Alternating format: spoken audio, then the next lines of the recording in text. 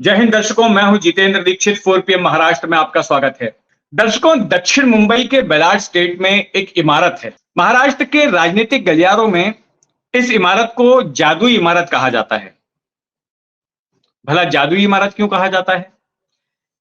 जादुई इमारत इसलिए कहा जाता है कि इस इमारत के भीतर जब कोई राजनेता जाता है तो जाने से पहले उसके सुर कुछ अलग होते हैं। वो कुछ अलग बात कर रहा होता है। जब वो वहां से बाहर निकलता है तो फिर उसके सुर बदल जाते हैं।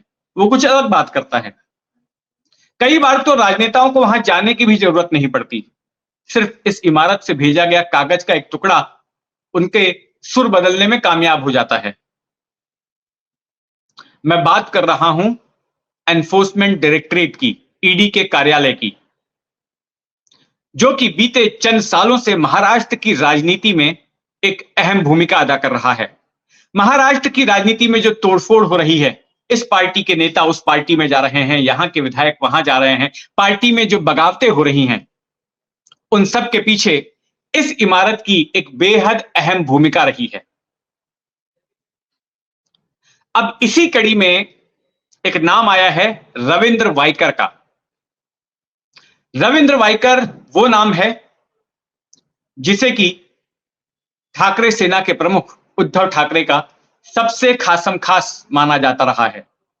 उद्धव ठाकरे के एक तरह से दाहिने हाथ माने जाते रहे हैं रविंद्र वाइकर, और ये वरिष्ठ नेताओं में से एक हैं। जब बाला साहेब ठाकरे जीवित थे और सक्रिय थे, शिवसेना पर पूरी तरह से उनकी कमांड थी, उस दौरान से ये शिवसेना के वफादार रहे हैं, कार्यकर्ता रहे हैं, नेता रहे हैं। कभी किसी ने सोचा नहीं था कि रविंद्र वाइकर जैसा शख्स भी उद्धव का साथ छोड़ देगा, लेकिन ये इसी जादुई इमारत की करामात है, जादुई इमारत की करामात है कि रविंद्र वाइकर भी अब ठाकरे को छोड़कर ठाकरे के विरोधी एकनाथ शिंदे के पास चले गए हैं। और कल ही उन्होंने वर्षा बंगले पर, जो सरकारी निवास स्थान है महाराष्ट्र के मुख्यमंत्री का, वहां जाकर उन्होंने शिंदे सेना ज्वाइन कर ली। तो क्या कारण रहा रविंद्र वाइकर का ठाकरे सेना को छोड़कर विरोधी कैंप में जाने का? वही कारण जो कि ज्यादातर राजनेताओं के दल बदल के पीछे हाल के चंद सालों में महाराष्ट्र में रहा है।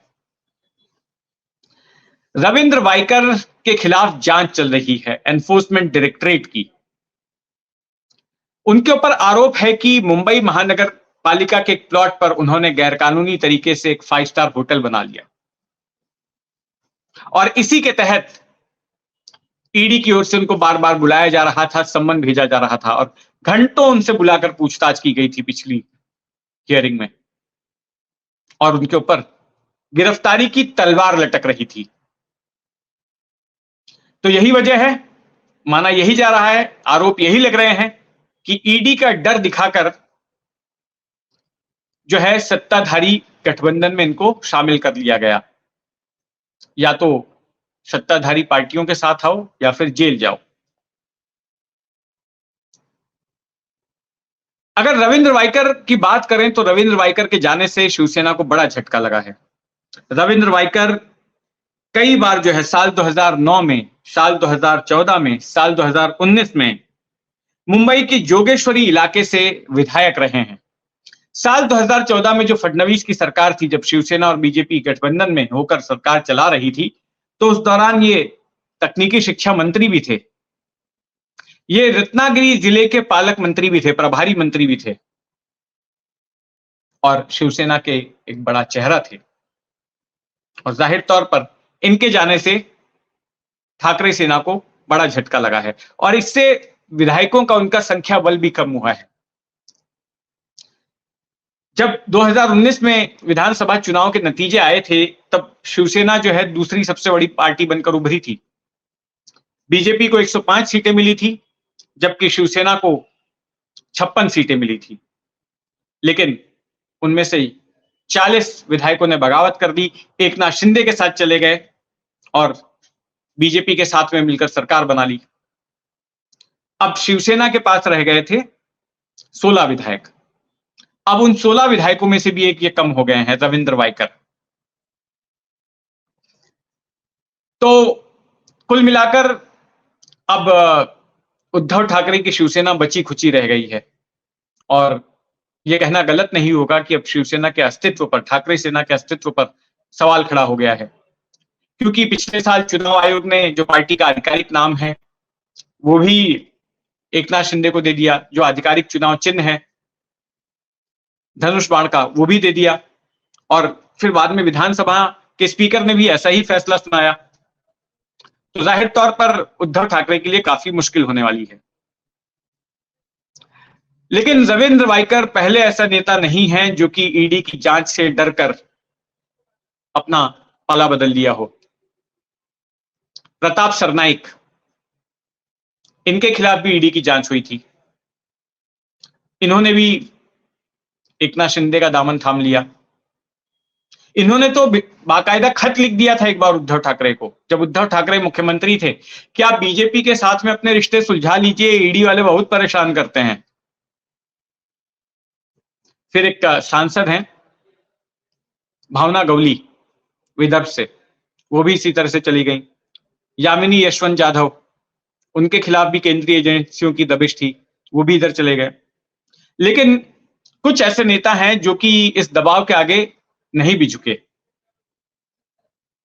जैसे कि संजय राउत। संजय राउत को भी एनफोर्समेंट डायरेक्टरेट ने गिरफ्तार कर लिया, कई महीनों तक उन्हें जेल में रखा गया, लेकिन उसके बावजूद भी उनके सुर नहीं बदले, उन्होंने अपने हथियार नहीं डाले और आज भी उद्धव ठाकरे के प्रति वफादार बने हुए हैं। वो जिस मुखर तरीके से बीजेपी के खिलाफ जेल जाने से पहले बोलते थे, उसी तरीके से आज बोलते हैं और उसी आक्रामक तरीके से अपने संपादकीय भी लिखते हैं। नहीं तो ईडी ऐसी जगह है जहां पर जाने के बाद अच्छे अच्छे राजनेताओं के सुर बदल गए। राज ठाकरे को याद कीजिए, 2019 के लोकसभा चुनाव के पहले राज ठाकरे पूरे महाराष्ट्र भर में घूम घूमकर सभाएं लेते थे और स्क्रीन पर नरेंद्र मोदी की बाइट्स सुनाते थे, पुराने उनके बयान सुनाते थे और ये बताते थे कि देखो नरेंद्र मोदी की कथनी और करनी में किस तरह का फर्क है।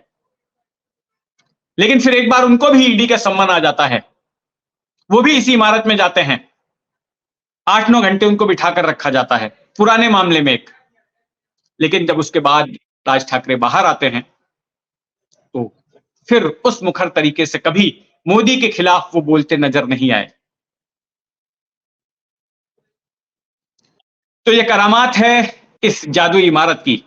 तो देखते हैं, अभी चुनाव का ऐलान होने ही वाला है, हो सकता है अगले हफ्ते 10 दिनों में ऐलान हो जाएगा। तब तक में ये इमारत क्या क्या करामात दिखाती है ये देखना दिलचस्प होगा।